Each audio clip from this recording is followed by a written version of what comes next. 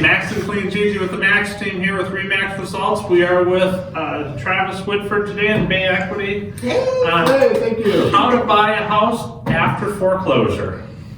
So that's a pretty loaded question due to the fact that there's multiple loan products out there and they all have different seasoning periods. The most common type of loan that people obtain after foreclosure is FHA. FHA has a 3-year seasoning, and the date of the foreclosure starts, or that 3-year seasoning starts the day of the sheriff's sale.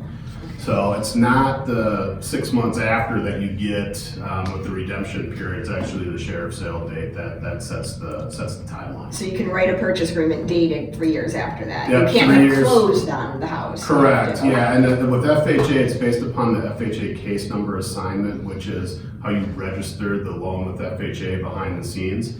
And you can't create that FHA case number until 3 years after the date of the sheriff's sale. Got it.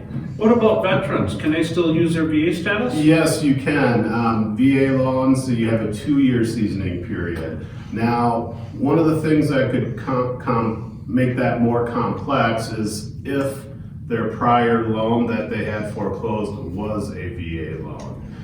They might be limited on the amount of loan that they can get unless they pay off that deficiency behind the scenes. So that can add some challenges. Okay. What about conventional products? Conventional loans, the default is a 7-year waiting period. You can do an extenuating circumstance that'll drop it down to 3 years. Now, What are some of those circumstances, just out of curiosity? Conventional determines the extenuating circumstance based off of a divorce.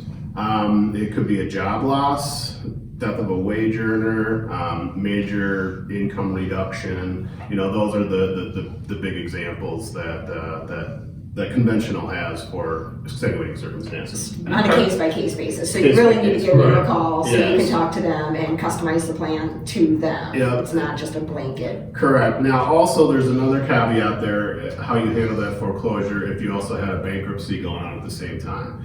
If you included the home in the bankruptcy and surrendered it, the bankruptcy, Fannie Mae and Freddie Mac will consider that just the foreclosure or the bankruptcy event. So the 7-year seasoning doesn't apply. It's a 4-year seasoning period when you have a foreclosure in your bankruptcy. And have you seen, is it pretty common that people that are foreclosing do a bankruptcy as well? Yeah, that's typically there's a lot of those that work, simultaneously, not Right. always, Yeah.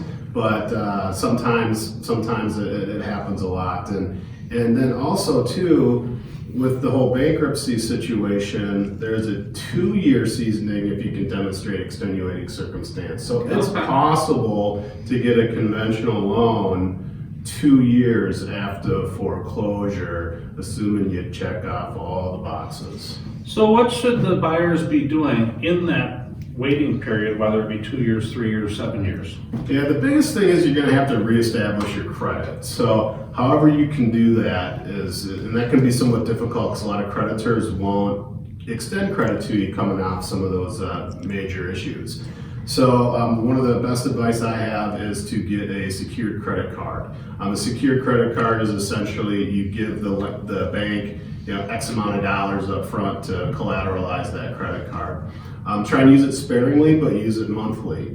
Try to use anywhere from 10 to 30% of the limit on the card and pay it off every month. So a good thing to do is maybe buy gas once a month on it, pay it off. So the only way you're gonna rebound your credit is time is gonna heal wounds, and you gotta establish some new credit, and that can take a little bit of time. Will other credit lines, like say a cell phone line or something, help with that? Or is it strictly more of like a credit card situation? It's more of a credit card situation because cell phones don't report to the credit agencies. The pay history on cell phones don't report to the credit agencies. But if it's something where you got to do kind of a manual underwriting situation, you can use that as an alternative trade line to formulate credit for some loan instances. Okay.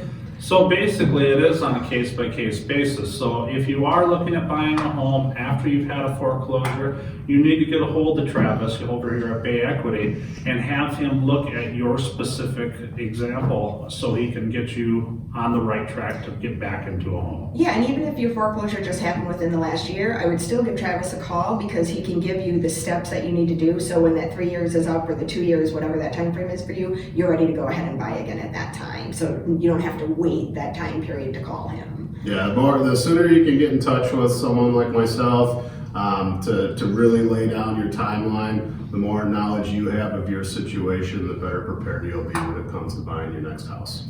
Our information as well as Travis's will follow. Thank you, Travis, for taking the time out to talk with us about Thanks for having me. foreclosures. Good job, guys.